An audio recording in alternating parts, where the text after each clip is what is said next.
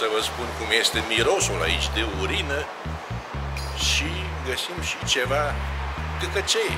Lume care doarme pe la colțuri în downtown Miami. Probabil mulți se întreabă dacă seara este periculos pe aici.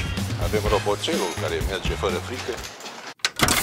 Ne aflăm în centrul din Miami și fiindcă foarte mulți mi-au spus de ce nu filmezi și părțile negative de aici din Miami?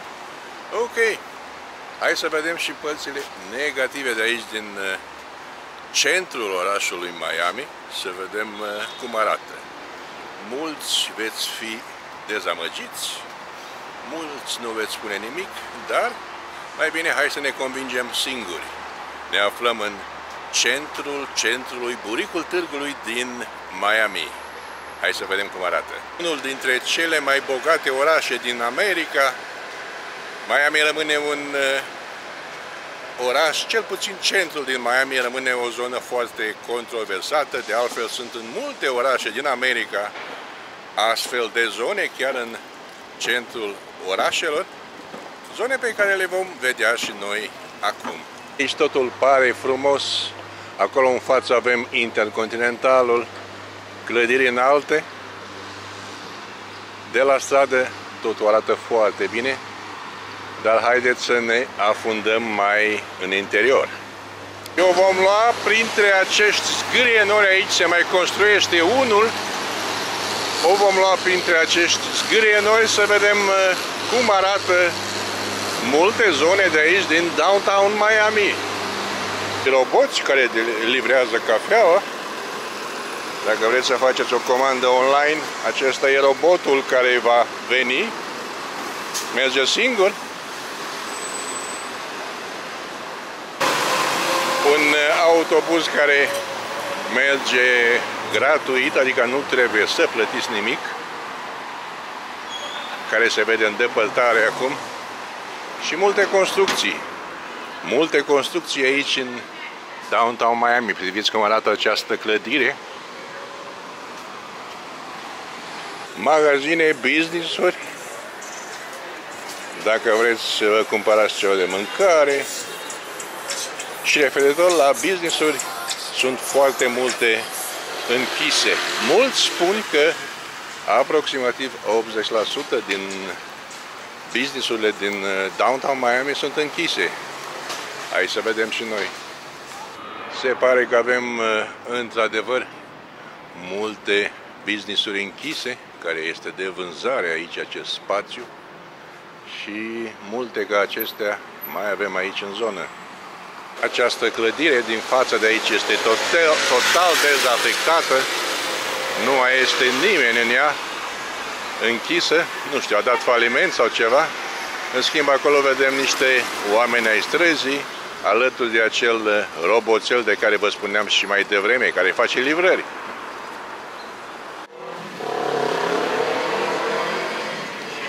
Toate business-urile de aici sunt închise, zonă dezafectată, oamenii ai străzii care dorm. Miami downtown. Să vă spun cum este mirosul aici de urină și găsim și ceva căcăcei. Miami downtown. Mulți oameni ai străzii, vedem pe aici, pe la dos, pe sub acești zgârienori. O realitate care nu trebuie negată. Supra avem trenulețul gratuit, circulați cu el. Asta este unul dintre tribunalele din Miami, o clădire foarte veche. Și aici, în mijlocul străzii, construcții, construcții, construcții. Când a sărit prețul în sus la imobile, la închirieri, foarte multă lume are probleme grave. Mulți au ajuns să doarmă pe străzi, dar asta nu e o regulă doar aici în Miami, ci în majoritatea sau în multe orașe americane și nu numai. De ce să nu spunem? Canada, vedeți că stă mult mai rău ca Statele Unite. Canada, care era paradisul emigranților, acum toți fug de acolo. Da, cum spuneam, vedem ce mai e pe aici, prin downtown Miami. O zonă unde se va construi ceva, deocamdată e în paragină, în spatele meu. Lume care doarme pe la colțuri, chiar lângă tribunal. Om al străzii dormea chiar aici, lângă clădirea nouă a tribunalului. Acest zgârie nori este noul tribunal de aici din Miami. Și în spate acolo aveți pe cel vechi. De parcare aici în downtown Miami, dacă vedeți acolo sus scrie $15 toată ziua și $10 până la 4 ore dacă stai parcat. Ieftin, scump, ce ziceți? Mulțime de oameni ai străzii. Nu vreau să filmez ca să mă observe, dar pe cât pot încerc să filmez. Oamenii străzii în downtown Miami. Hello, ce faci aici? Trenul pe sus se construiește și roboțelul nostru. În continuare în downtown Miami și găsim niște cocoși pe aici, alături de sediul FedEx de aici din Miami. Și haideți să vedem ce mai găsim pe aici. Vom găsi niște colțuri improvizate, oameni care trăiesc pe stradă aici în Miami. Nu este nimeni în ele, momentan. Dar sunt niște adăposturi improvizate, cum spuneam. Oameni care au rămas fără case și n-au unde să doarme. Și atunci și-au improvizat săracii pe aici un loc de dormit. Și găsim, cum spuneam, alături de cocoși foarte multe colțuri, oameni ai străzii, probabil nu au altă soluție. Chiar aici, în centru, în Miami.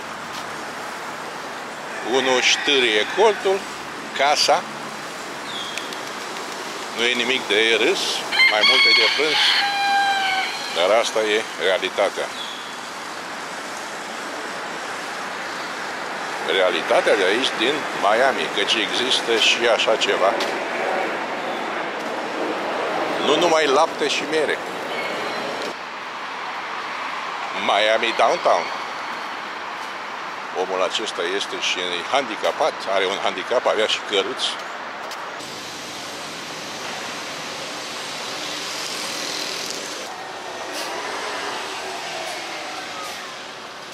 Oameni care locuiesc pe stradă, chiar în centru, în Miami.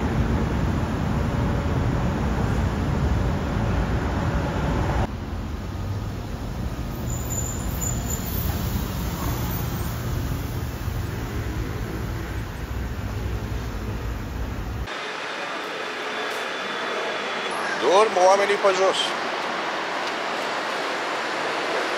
fiindcă nu au altundeva să doarmă.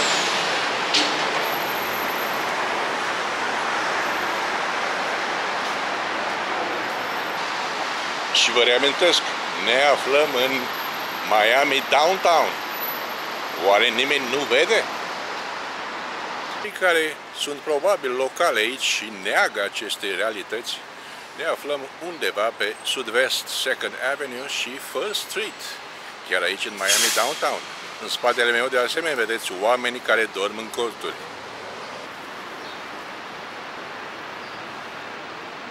Downtown Miami, 1st Street. Zgârie nori, oameni ai străzii și parcări la $7 prima oră, $12 a doua oră și $15 12 ore, dacă vreți să parcați în downtown Miami. Sub această priveliște mai puțin plăcută, v-am mai spus, mirosul nu este chiar așa de plăcut, căci mulți se urinează pe aici, dar asta e situația. Graffiti pe aici, și o duduie care merge pe trotinetă, pe lângă nenea care stă aici. Mulți oameni necăjiți și pe aici. Urină de toate pentru toți. Știți cum arată? Spații dezafectate, închise, chiar în buricul târgului, aici în Miami. Toate aceste spații comerciale sunt în paragină. Probabil mulți se întreabă dacă seara este periculos pe aici. Nu știu ce să zic. Avem roboțelul care merge fără frică. Ziua nu pare periculos, dar seara nu este recomandat să ajungeți pe aici. Din aceste zone, cum spuneam și mă repet, din centrul orașului Miami. Priviți această clădire dezafectată, o clădire foarte mare, cu pereții plini de grafiti, nimeni nu locuiește în ea, aici în centru, în Miami. Gândiți-vă că această clădire ar putea fi remodelată și dăruită pentru a locui oamenii străzii, dacă nu au altă inițiativă. Oricum, nu arată bine deloc. Priviți ce mizerie înăuntru. Nu arată bine deloc aici în downtown Miami.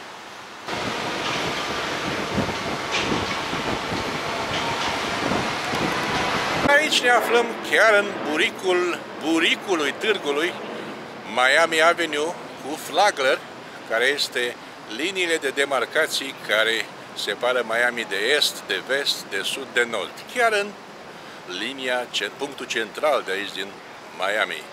Și cam așa arată. Străzi în construcție. Nu prea arată centru, nu? Flagler Drive cu Miami Avenue.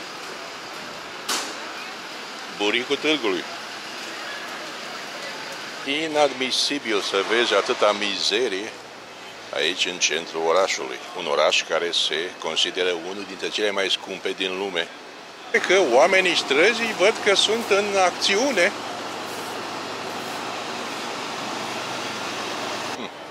Nani. Mă repet, nu e de râs, e de plâns. Cum e posibil?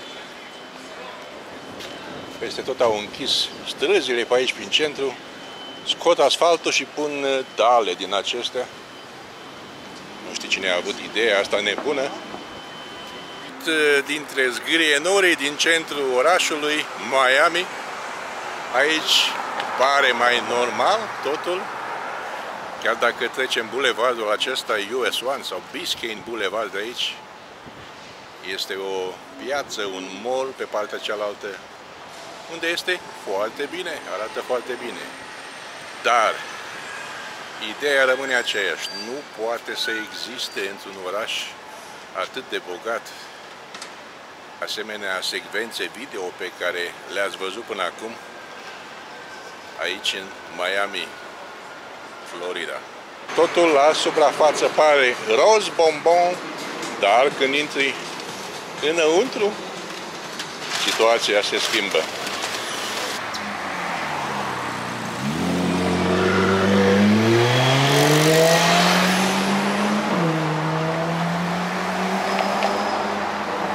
Dacă sunteți în Miami, nu uitați să faceți o tură cu acest autobuz din spatele meu, Big Bus, cu toate că el nu vă va duce prin zonele din centru, pe unde am dus eu. Astea fiind spuse, să mergem acum aici, cum spuneam, vis-a-vis la Bayside Market, mâncăm ceva și după aia vedem ce mai facem. Dacă v-a plăcut acest video, nu uitați să dați un like, să vă abonați la canal și noi ne reauzim curând. Travelistul vă salută!